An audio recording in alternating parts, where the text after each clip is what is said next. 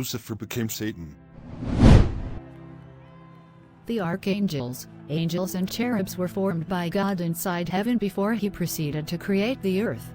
The archangels served as God's principal messengers and were the highest-ranking angelic beings.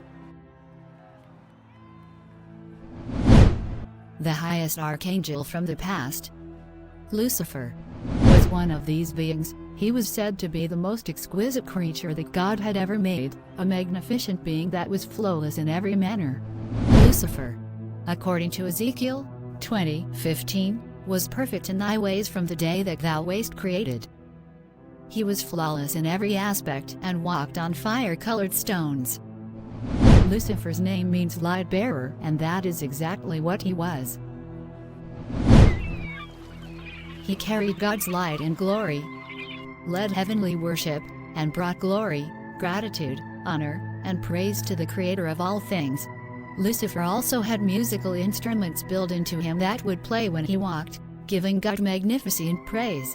In Ezekiel 28:13-18, God describes Lucifer by saying, You were the seal of perfection, full of wisdom and perfect in beauty. You were in Eden, the garden of God. Every precious stone was your covering. The sardius, topaz, diamond, onyx, jasper, sapphire, turquoise and emerald with gold were the workmanship of your timbrel, and pipes were pre-art for you on the day you were created. Another passage in the Bible, Ezekiel 28:13-18 reads, You were the covered cherub who was anointed.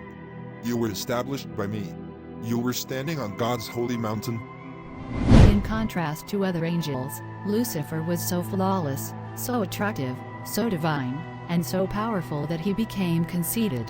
He quickly developed a sense of pride in his superiority over God's other creations, and came to feel that he was the one who belonged in God's position.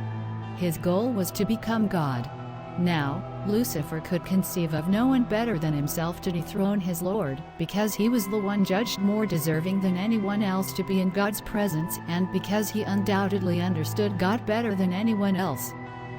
Isaiah 14:12 and 14 notes that the prophet Isaiah recalls a passage that some have interpreted as Lucifer declaring, I will ascend to heaven. I will raise my throne above the stars of God.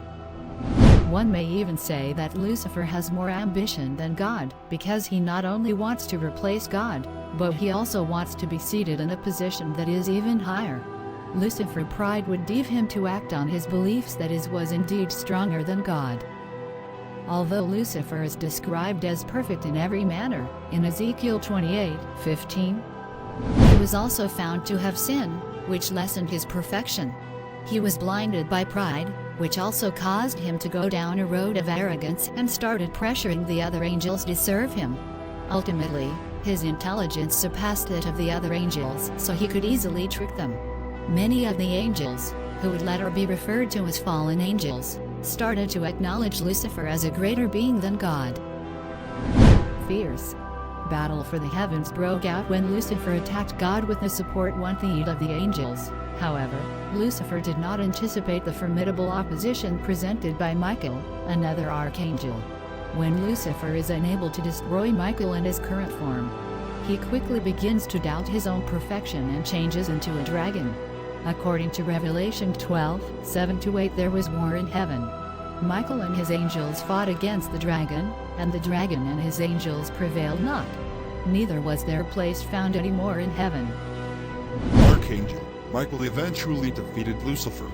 This proves the true strength of God, since Lucifer is vanquished without God's direction intervening in the conflict. You could argue that Lucifer was defeated because God used Michael to defeat him. But the fact remains that Lucifer was defeated.